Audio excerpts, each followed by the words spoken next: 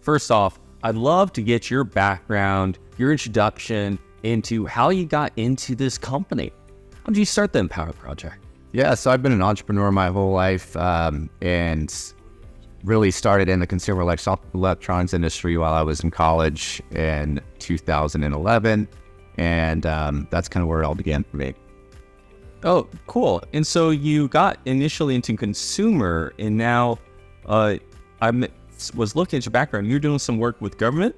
Is that right? Yeah. So like most entrepreneurs can tell you, it takes a lot of testing, failing, pivoting, and figuring out what, works for your business the best. And we initially did direct to consumer through online sales, and then we pivoted to working business to business and doing a lot of work with hotel groups and different types of large business organizations. And then we were introduced to the public sector through Verizon, actually, who's a prime contractor for the government, a lot of capacities, but specifically with disaster relief and working with FEMA.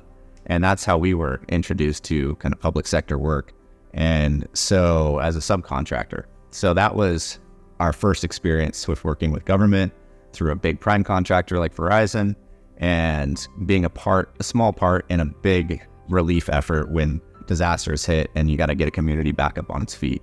And so that was our introduction into working with public sector organizations, and really an eye-opener for a young entrepreneur to realize, wow, there's a lot of opportunity to work with government and a lot of different ways of financing your business and finding opportunities that are impactful, that can be paid for. And so that was a really pivotal kind of experience for Fuelbox, and now what is becoming the Empower Project.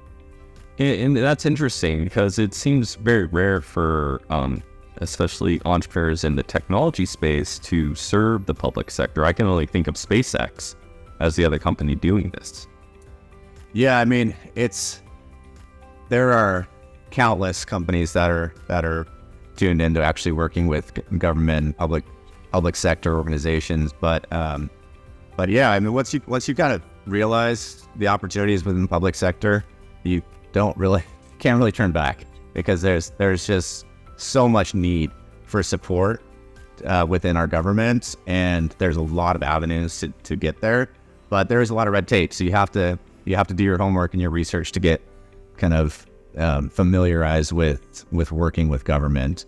And a lot of the times it's working with big contractors like Verizon or other major prime contractors that are deeply embedded in working with our public organizations already. They have contracting vehicles, they have deep, relationships with the contracting offices within public agencies, and they're looking for small companies like ourselves to help fill needs. And so we're, a mobile power need, resilient power for disaster relief. You have to be able to keep your phone charged to communicate. And if Verizon's taking care of getting the network back up and running, on an individual level, people still need to be able to charge their phones. And if the grid's not up yet, which oftentimes that's the first thing to go down in a natural disaster, then we can fill that need with our portable power. So that's just an example of how we found our way through the public sector work.